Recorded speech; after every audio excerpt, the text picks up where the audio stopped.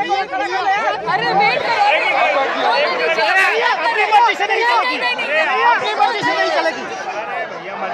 साथियों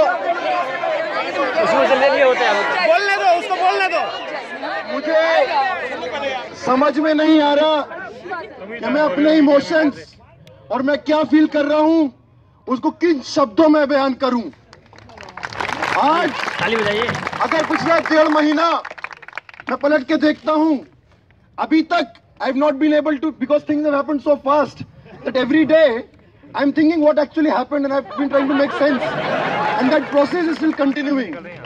लेकिन एक चीज जो बिल्कुल सही साफ शब्दों में यहां पता है, और एक बात मैं बोलना चाहूंगा कि अगर इस सरकार को लग रहा था, आरएसएस को लग रहा था कि वो हम कुछ लोगों को प्रोफाइल करके, विछांड करके हम लोगों को तोड़ सकती है, हम लोगों के आंदोलन को तोड़ सकती है, हम लोगों के एकता को तोड़ सकती है, और सबसे जरूरी हम लोगों के हौसलों को तोड़ सकती है, तो वो कितने बड़े मुगालते में थे उसका एग्जाम्पल आज हमको ये देखने को मिल रहा है।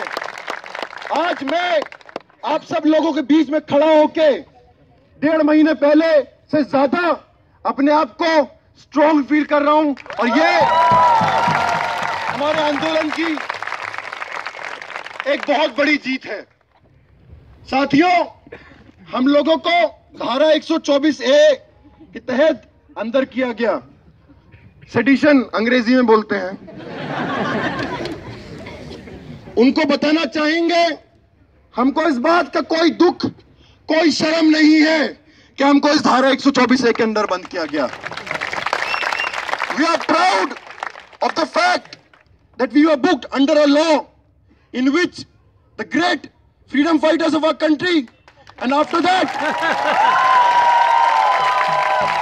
सेवरल पीपल, वो सारे लोग जो सत्ता को जिन्होंने हमेशा क्वेश्चन किया है, जो जनता के आंदोलनों में जुड़े रहे हैं, चाहे वो विनायक सेन हो, चाहे वो अरुंधति रॉय हो, चाहे वो प्रोफेसर शेख शौकत हो, हमारा नाम उन लोगों के साथ जुड़ा इस बात कि हमको we feel very proud of that fact. Comrade president Kanhaiya ने एक बात बहुत अच्छी बोली, सेडिशन, धारा 124A अंग्रेजी में सेडिशन होता है, हिंदी में देशद्रोह नहीं राजद्रोह होता है। और आज का जो ये मोदी राज है, आज का जो ये फाशिस्ट राज है, आज का ये जो जनता विरोधी, दलित विरोधी, आदिवासी विरोधी, अल्पसंख्यक विरोधी, महिला विरोधी, किसान विरोधी, मजदूर विरोधी, इंसान विरोधी, जनता विरोधी, इंसानियत विरोधी जो राज है, हम यहां से चिल्ला चिल्ला के बोलना चाहते हैं, उसके खिलाफ हमारा विद्रोह जारी रहेगा।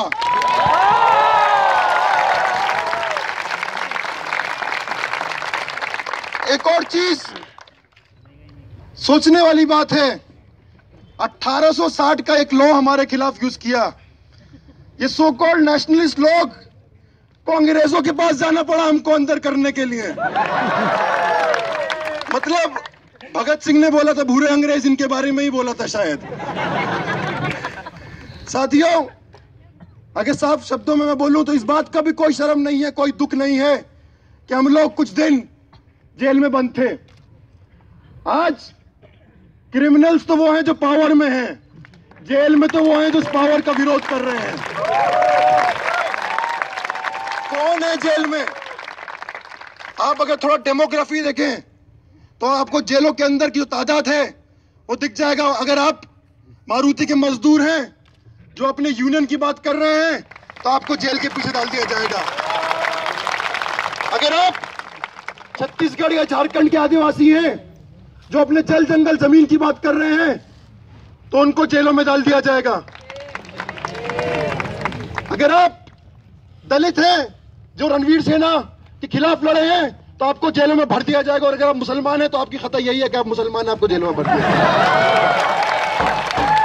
और इस सब के बाद वो लोग जो इन लोगों के साथ खड़े होते हैं, civil liberties activist, democratic rights activist, उनको भी जेलों में भर दिया जाएगा, हमको भी जेलों में भर दिया गया। कुछ दिन कोई बात नहीं, बाहर आ गए हैं। और जितने और लोग तो सत्ता का विरोध करते हुए जेलों के अंदर गए हैं, उन सब की लड़ाई को हम आने वाले दिनों में मुकम्मल अंजाम तक पहुंचाएंगे। साथियों, इस लड़ाई में हमने बोला कि आज हमारे देश में फ्रीडम ऑफ एक्सप्रेशन खतरे में है। मैं अग्री नहीं करता, मैं डिसएग्री करता हूं। कहां है फ्रीडम ऑफ एक्सप्रेशन खतरे में? अगर आप, ये डिपेंड करता है आप सत्ता के किस तरफ है, उस हिसाब से आपको फ्रीडम ऑफ एक्सप्रेशन दिया जाएगा। अगर आप सत्ता के साथ हैं तो आप चाहे मोदी हो, चाहे आप तोगड़िया हो, चाहे आप योगी आदित्यनाथ हो, या इतने सारे इनके छुट भैया नेता जितने भी हैं, पूरा फ्रीडम ऑफ एक्सप्रेशन है हमारे सामने। हमारे देश में बाला साहब ठाकरे का भी हमारे सामने एग्जाम्पल है, जो खुले आम ये बोलते थे कि democratic rights activist, human rights activist को स्टेन गन से मार देना चाहिए, मुसलमानों को मार देना चाहिए। एक भी केस में उनको बुक नहीं किया गया। देशद्रोह तो छोड़ की बड़ी बात, कोई छोटे मोटे केस में कभी नहीं किया गया। जो लोग सत्ता का विरोध करते हैं उनको हमेशा से जेलों के पीछे डाला गया है, और हम लोगों को भी उसी क्राइम के लिए देश उसके पीछे डाला गया। ये बात, जैसे मैंने बोला कि I am still trying to make sense of what actually has happened in the last 1.5 months। और जेल के अंदर कई बार मैं सोचा कि क्या हुआ, कि हमने कुछ गलत किया, क्या हुआ 9 को, 10 को, 11 को, बहुत सोचा। फिर एक फिल्म मुझे याद आई।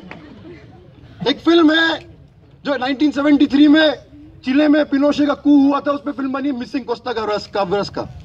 उस फिल्म में एक डायलॉग है, there is an American who comes to Chile at that time, whose son goes missing, and that American, a middle class corporate guy who comes to Chile at that time when the coup is happening, वो एक चिले के आदमी से पूछता है कि मेरे बेटे ने तो कुछ किया ही नहीं था, उसको गायब क्यों हो गया? वो बोला, तुम अमेरिका वालों की यही प्रॉब्लम है, तुमको लगता है कुछ करना पड़ता है जब जेल में जाते हो। कहीं ना कहीं हमारे देश की स्थिति आज वैसी ही हो गई है।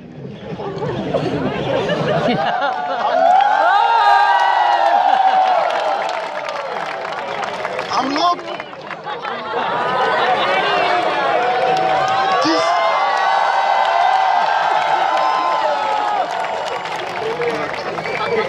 जिस तरीके से पिछले 1.5 महीने में थिंग्स हैव टर्न, मतलब turn off events in the last 1.5 months, बहुत सारी चीजें हुई। जब मैं यहाँ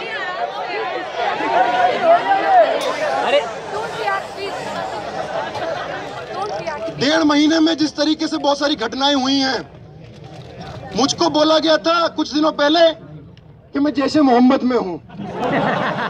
बहुत जल्दी वो खत्म भी हो गया, लेकिन एक इंप्रेशन लोगों के दिमाग में छोड़ गया। लेकिन मजेदार बात यह है कि ये मीडिया ट्रायल प्रोफाइलिंग 23 फरवरी को जो हम लोगों ने सरेंडर किया, उसके बाद भी चलता रहा। वो चीज हर दिन एक नई स्टोरी लिंक प्लांट की जा रही थी, और हर दिन एक स्टोरी नई, उनका बर्स्ट होता था, एक और नई स्टोरी लेकर आते थे।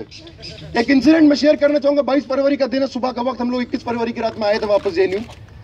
मैं न्यूज पढ़ रहा हूं, हिंदुस्तान, नाम लेके बोलूंगा, पेपर हिंदुस्तान हिंदी वाला। पेपर बोल रहा है कि उमर खालिद उड़ीसा और छत्तीसगढ़ के बॉर्डर पे जंगलों में नक्सलियों के साथ है। मैं एड ब्लॉक पे बैठा हुआ हूं। उसके बाद जब पुलिस कस्टडी में था, बहुत कुछ पुलिस कस्टडी में हुआ जो मैं because of the conditions of bail मैं आपके साथ बात नहीं कर सकता, लेकिन और भी बहुत कुछ मैं बात कर सकता हूं। उसके कुछ चीजों पर बात करूंगा। एक दिन एक पुलिस अफसर ऐसी इंटरोगेशन के दौरान नहीं ऐसी बोला कि फोटो कौन सा है, अपने फोन में दिखाया। देखा कि मैं, एक और साथी जेएनयू के कॉमरेड हेम, उनके साथ था।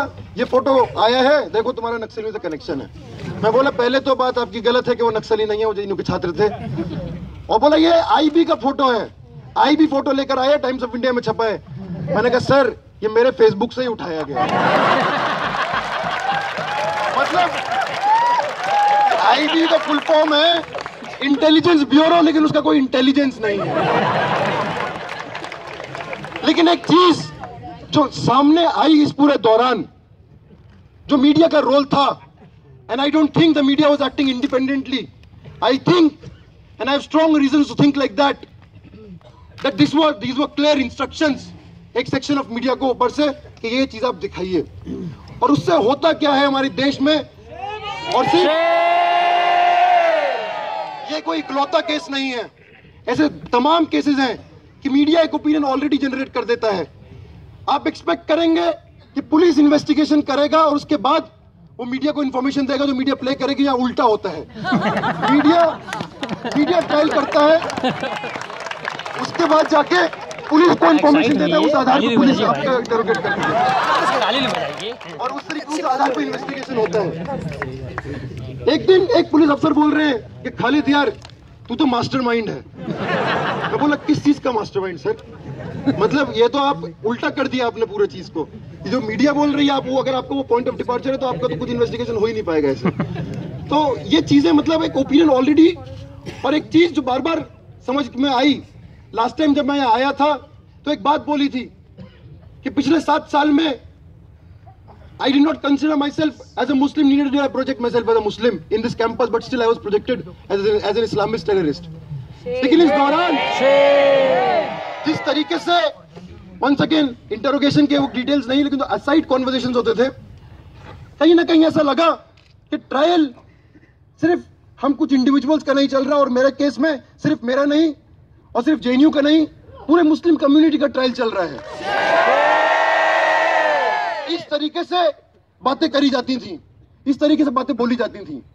ये बोला जाता था कि आप जिस तरीके से चीजें फ्रेम होती थी, you have to prove, giving examples of this president Abul Kalam and many other people, कि वो लोग पेट्रियोटिक मुस्लिम्स थे, अब तुम अपना पेट्रियोटिज्म प्रूव करो।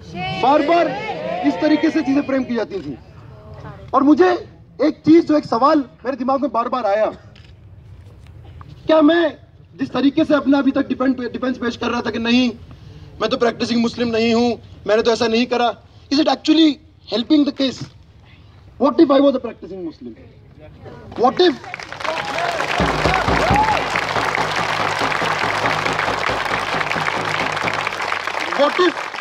आई came from Azamgarh, I had been educated in a मदरसा, I wore a skull cap and I had a beard. Would all of that be justified after that? और ये चीज, एक नॉवल पढ़ा था मैंने अंडर ग्रेजुएशन, अपने ग्रेजुएशन के समय, रिलक्टेंट फंडामेंटलिस्ट, उसमें एक पिक्चर भी बनी है। I felt like that reluctant fundamentalist who wanted to grow a long beard and who wanted to wear a skull cap and who wanted to say that even then you cannot ask me the questions you are asking. हम लोग jail में police की भाषा में खालिद साहब और भट्टाचार्य जी थे।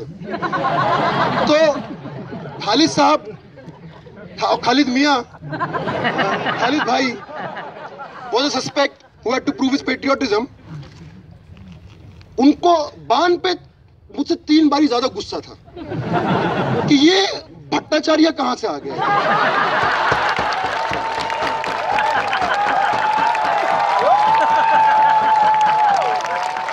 मतलब बोलते थे कि आप तो, मतलब if I was a traitor to the nation by virtue of my birth, unless I prove otherwise, Ban was a triple traitor. Not only a traitor to his nation, also to his religion and also to his caste.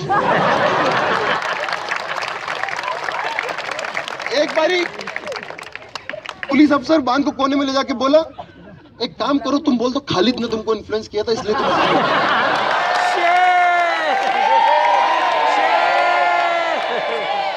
तो ये सारी चीजें आज, मतलब ये कोई इकलौता case नहीं है। इस तरीके से बहुत सारी चीजें उस पूरे दौरान मैंने सोची। बहुत सारी किताबें मैं पढ़ रहा था, मनीषा सेठी का जो किताब आया है काफका लैंड, उसको मैं पढ़ रहा था, और एक के बाद एक केस, चाहे वो महाराष्ट्र में हो चाहे वो दिल्ली में हो। By the way, you might be aware, we were taken to the specialists, the special cell, and we had our encounter with the specialists, and वहां भी ये पूरी चीजें चलती रही। उन्होंने they did not touch us physically, but बाकी सब जो कर सकते थे, बोलना, गालियां देना, ये सब करना, वो हमेशा रहा। ये सब हम लोगों ने इस पीरियड में we have been through all of this। ये सवाल बहुत महत्वपूर्ण सवाल है कि ऐसा क्यों हुआ? क्या कुछ 9 फरवरी को या 10 फरवरी को हुआ था इसलिए ऐसा हुआ? I don't think any one of us are in any illusion about that. This happened precisely for the fact that all of us, we are thinking people. All of us, we don't take anything जो करके Indian news, news x, मतलब आज ही मैं सोच रहा था, news x को देख रहा था कि यहाँ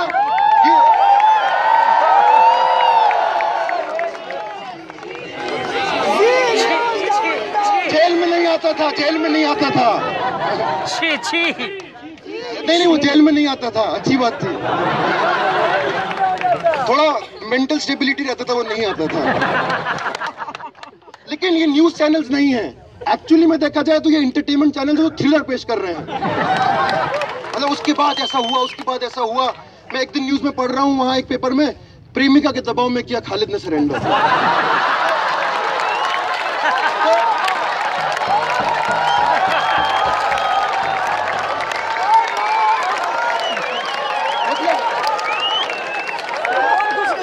किस तरीके से एक जो मिडिल क्लास ऑडियंस है वो एक थ्रिलर स्टोरी कंज्यूम करना चाहता है, वो एक थ्रिलर स्टोरी पेश कीजिए, और उस म्यूजिक के साथ, इन सब चीजों के साथ वो ये होता था।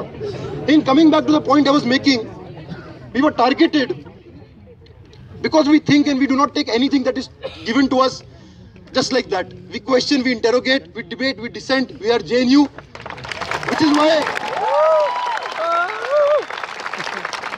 why we were put behind bars, which is why these entire cases were put on us, and actually we are very proud of that fact. But एक ब्रेथ का एक पोयम है जो कुछ इसी तरीके का दौर जर्मनी में जब था, जब उन्होंने लिखा था कि general, your tank is a powerful vehicle, it can fly and it can kill, but it has one defect, it needs a driver, it needs a man, and human beings have one defect, they think. और ये जो हमारा defect है, कुछ लोग इसको infection और disease भी बोलते हैं, ये हमारी सबसे बड़ी स्ट्रेंथ है। और इसीलिए आज कुछ सवाल, हमारा जेएनयू का एक ट्रेडिशन है पोलेमिक्स का, हर संगठन में पोलेमिक्स होते हैं, हर जगह पोलेमिक्स होते हैं, तो इस दौरान कुछ चीजें हम पे थोपी गई, हम पे बोली गई, हम उन पोलेमिक्स का जवाब देना चाहेंगे आज इस मंच से। ये बोला गया पिछले 1.5 महीने में, अभी कुछ दिनों पहले एक आर्टिकल भी आया था इंडियन एक्सप्रेस में, जेल में ही पढ़ रहा था, जब एक तरफ हमारे देश में लांस नायक हनुमंता जैसे वीर हैं, दूसरी तरफ उमर कन्हैया और अनिर्बान जैसे लोग भी हैं, और इन लोगों को हमको जेल में भेज देना चाहिए। कुछ लोग बोल रहे थे इनको भी फांसी दे देनी चाहिए। एक बात कॉमरेड कन्हैया ने जो बहुत अच्छी तरीके से रखी है, तो ये बात रखी है कि हाँ, ये बात सही है कि बहुत सारे सैनिक अलग अलग जगह तैनात हैं, वो सैनिक कौन से परिवारों से आते हैं, ये बात कॉमरेड कन्हैया ने बहुत अच्छे तरीके से रखी है। मैं इसी से जुड़ी हुई एक और पहलू पे बात रखना चाहूंगा। एक बात पूछने वाली बात है, सैनिक कहां तैनात होते हैं, कौन सी जगहों को लड़ते हैं, कौन सी जंगों में जाते हैं, क्या ये जंगों का डिसीजन क्या वो सैनिक करते हैं? ये जंगों का डिसीजन कुछ लोग जो सत्ता में हैं, इतिहास गवाह है, मैं हिंदुस्तान की बात नहीं कर रहा, पूरे दुनिया की बात कर रहा हूं, वो लोग अपने पॉलिटिकल, इकोनॉमिक और स्ट्रेटेजिक इंटरेस्ट से सोच समझ के उन वॉर्स को लड़े जाते हैं, और सैनिकों को उसमें कैनन फॉडर की तरह इस्तेमाल किया जाता है। जहां हम लोग इतिहास में पढ़ते हैं कि 2 विश्व युद्ध हुए, लाखों लोग, करोड़ों लोग मारे गए, काफी सारे सैनिक मारे गए, अलग अलग जगह, अलग अलग देशों के, और सबको नेशनलिज्म, राष्ट्रभक्ति के नाम पर ही जंगों को लड़वाया गया। तो जब हम लोग आज से 60 साल, 70 साल, 80 साल पहले क्या हुआ, उसको हम इतने अच्छी तरीके से समझते हैं, तो अगर आज कोई ऐसी जंगें हैं जो यहाँ की सरकार, ये बात सोचने वाली बात है, अपने पॉलिटिकल, अपने इकोनॉमिक, वर्ल्ड वॉर से भी किसी को एम्प्लॉयमेंट नहीं आया था, वर्ल्ड वॉर से भी किसी का पेट नहीं भरा था, कुछ बड़ी बड़ी कंपनियां थी जिनके मुनाफे बड़े थे, और आज भी वही हो रहा है। सिर्फ कुछ आज हमारे पूरे देश को जिस तरीके से मिलिटराइज किया जा रहा है, आप सोचिए, अलग अलग नीतियां लाई जा रही हैं। कुछ सालों पहले एक नीति आई थी, स्पेशल इकोनॉमिक जोन्स। तो देशभक्त लोग हैं, वो चाहते थे कि बाहर फॉरेन कंपनियां आए इस देश में, और इस देश में लेबर लॉज, जो इस देश की लेबर लॉज हैं, उन देश की लेबर लॉज इस देश के मजदूरों पर लागू नहीं होंगी, क्योंकि फॉरेन की कंपनियों को प्रॉफिट कमाना है। कई सारे मेमोरेंडम ऑफ अंडरस्टैंडिंग साइन हुए फॉरेन कंपनियों से, क्योंकि इंडियन आदिवासियों को यहां के उनके अपने जल जंगल जमीन से निकालना है।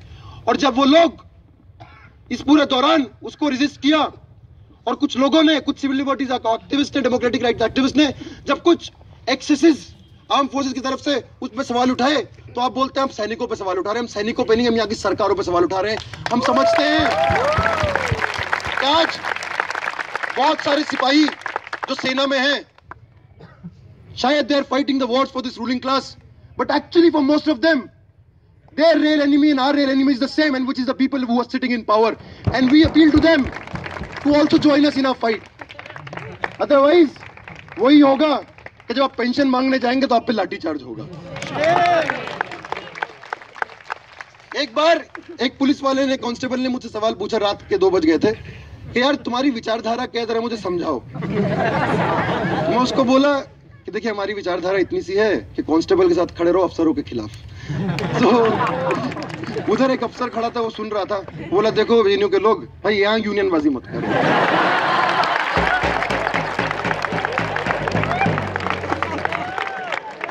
एक बारी एक और पूछा, वंस अगेन इंटरोगेशन का नहीं है, अलग से, कि यार लाल सलाम का मतलब क्या होता है? जब तुम्हें उठाकर ला रहे थे बहुत लाल सलाम हो रहा था। तो दूसरा बोला सर मैं समझाता हूं आपको, जो नक्सलाइट लोग हैं ना, एंटी डेमोक्रेसी, एंटी कॉन्स्टिट्यूशन, जब वो आर्मी और सीआरपीएफ पर अटैक करते चिल्लाते लाल सलाम, और फिर बोलते ही बोला आपने पिक्चर नहीं देखी है। तो एक चीज तो सामने उभर कर आई कि प्रेजुडिस इतना है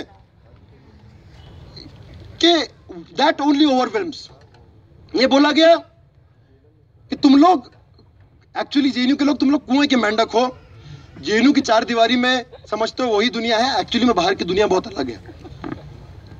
हम बताना चाहते हैं कि इस जेएनयू की 4 दीवारी में ही अगर मैं अपने पिछले 7 साल की बात करूं, अलग अलग जन आंदोलनों के, जो अलग अलग इस देश में जन आंदोलन चल रहे हैं, उनके रिप्रेजेंटेटिव्स को अगर कहीं सुना है तो वो इसी 4 दीवारियों के बीच में सुना है।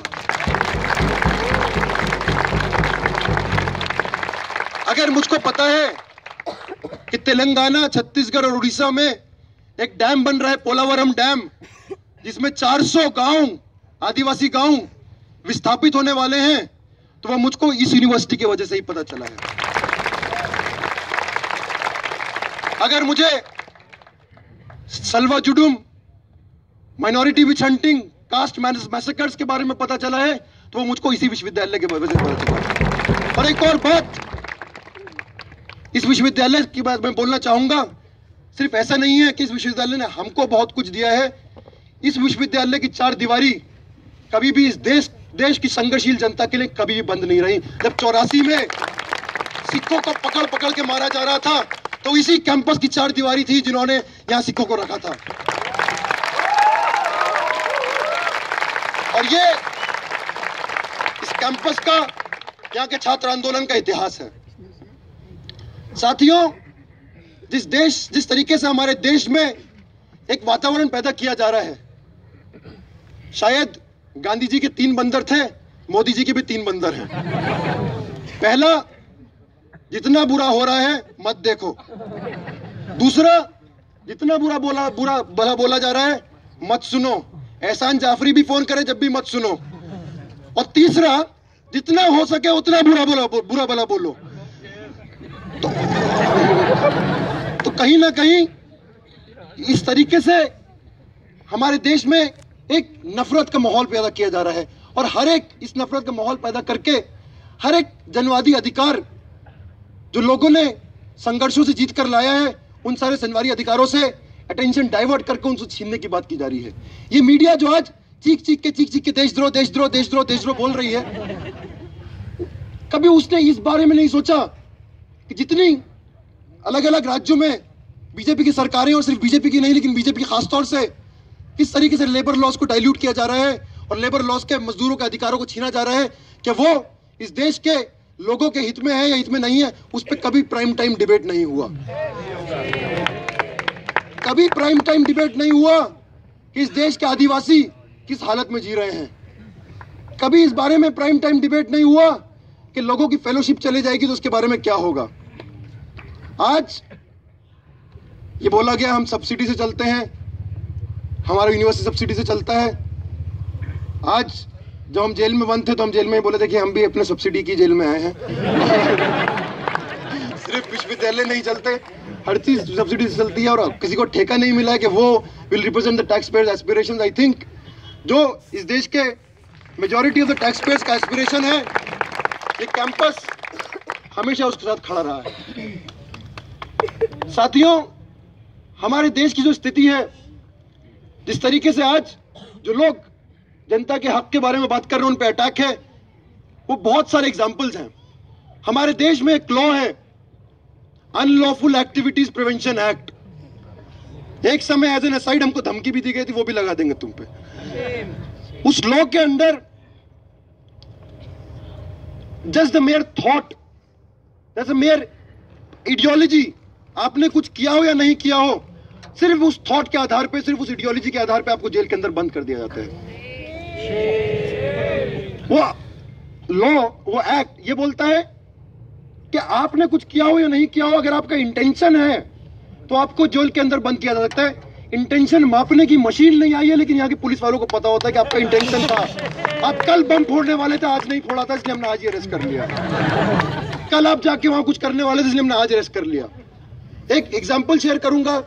1-1.5 साल पहले एक बॉम्बे के civil liberties activist Arun Ferreira उस कैंपस में आए थे। उन्होंने बोला कि जब मुझको 4 साल पहले जेल में रखा तो पुलिस आके मेरे वाइफ के जो मार्क्सिस्ट सोशियोलॉजी टेक्स्ट बुक्स थे वो उठा कर ले गए। तो वहां जब प्रोसिक्यूशन ने बोला कि ये क्यों लाए हो, बोला सर लाल है। और इसी तरीके के उदाहरण हमने भी कुछ देखे। पहले दिन प्रोसिक्यूशन आके बोल रहा है कि उमर और अनिर्बान का अफजल गुरु और मकबूल भट्ट से रिश्ता तलाशना है। हम सोचा भाई एक जीवित इंसान का एक मुर्दा इंसान से कैसे रिश्ता हो सकता है? Unless and until Delhi police believes in some transcendental state where the dead and the living meet. हम बोले मकबूल भट्ट को तो फांसी हमारे पैदा होने से पहले लगा दी, तो हमारा दिन कहां से बन गया? लेकिन ये सारी चीजें, और एक और बात है, मैं बात को खत्म करते हुए, बीजेपी को यह बात बहुत बुरी लगी, आरएसएस को यह बात बहुत बुरी लगी कि जेएनयू में कुछ लोगों ने भारत के बर्बादी के स्लोगन लगाए। हम कंडेम करते हैं उस स्लोगन को, हमारा स्लोगन नहीं है, लेकिन बीजेपी को बुरी क्यों लगी? बीजेपी को लगा ये हमारा ठेका है, और लोग क्यों कर रहे हैं बातें?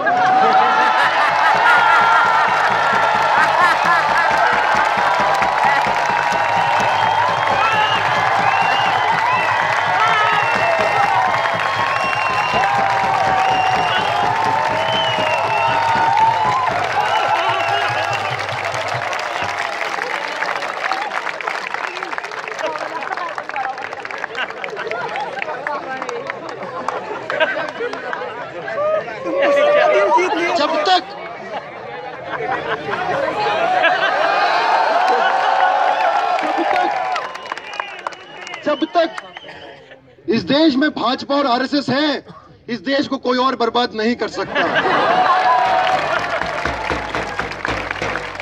हम इस देश की बर्बादी के लिए नहीं, इस देश की आबादी के लिए लड़ रहे हैं। लेकिन एक नारा तो जरूर रहेगा, और कुछ मीडिया वाले हैं तो उनको बोलूंगा, यहां जंग का मतलब संघर्ष है।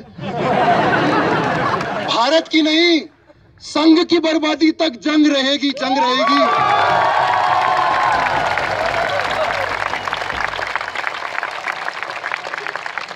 क्योंकि संघ की बर्बादी में ही भारत की आबादी है।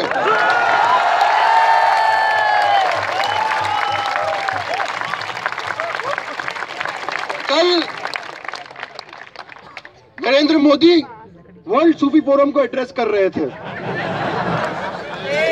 बोल रहे थे कि हम शांति के लिए, हम पीस के लिए खड़े हैं, हम अग्री करते हैं। आप मुर्दा घर की शांति के लिए खड़े हैं, आप कब्रिस्तानों वाली शांति के लिए खड़े हैं, आप एक ऐसी शांति के लिए खड़े हैं जहां आप अपनी दमन ऑपरेसिव पॉलिसीज को देश भर में इंप्लीमेंट करें और लोग शांति से इसकी बात मान लें।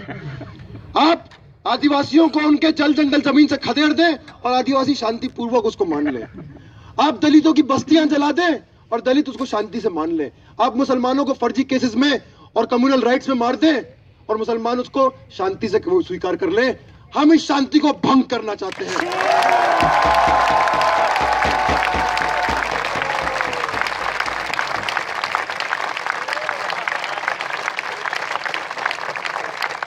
Because we believe anywhere in this world there can never be peace without justice, and we are fighting for all the people to establish that peace and that justice. साथियों, जिस तरीके से इंटिमिडेशन, थ्रेट्स, मारने की धमकी, आज मेरे परिवार को एक सिक्योरिटी मिला हुआ है क्योंकि अंडरवर्ल्ड से धमकियां आ रही थी। हमारे देश में बोलना, आवाज उठाना, मतलब ये it's a very serious thing. I want to point your attention to it can actually be fatal. People have been killed. There is an entire history in the 80s of civil liberties activists in Andhra Pradesh being killed because they spoke about the state repression. There is, हम भूले नहीं है शाहिद आजमी को, जिनको उनके संघर्ष के लिए उनको मार दिया गया, और ऐसे सैकड़ों लोगों को हम भूले नहीं हैं। अलग अलग तरीके से हमले किए जाते हैं, अलग अलग तरीके से बोला जाता है कि अगर आप ज्यादा बात करेंगे तो आपको जान से मार देंगे। मार्क्स ने बोला था, let life be dead but death must not be allowed to live. Today it's true that we may face consequences if we continue to speak up, but without speaking up it will be a morbid life. And let us assure the people, we want to assure the people in power, चाहे वो RSS हो, चाहे वो भाजपा हो, चाहे वो VHP हो, या इनका पूरा परिवार जिसको संघ परिवार बोलते हैं, उन सबको यह अश्योर करना चाहते हैं, हर एक लड़ाई में सबसे आगे आप हमको पाएंगे। हर एक संघर्ष में अगर आपको लगा इसके बाद हम चुपचाप अपनी पढ़ाई करेंगे, हम चुपचाप अपने वापस लाइफ में चले जाएंगे, ऐसा नहीं होगा। आज आपने हमको पिछले 20 दिन 25 दिन में जेल में डाल के हम पे और बड़ी जिम्मेदारी हमारे कंधों पे दी है, और हम उस जिम्मेदारी को खड़े।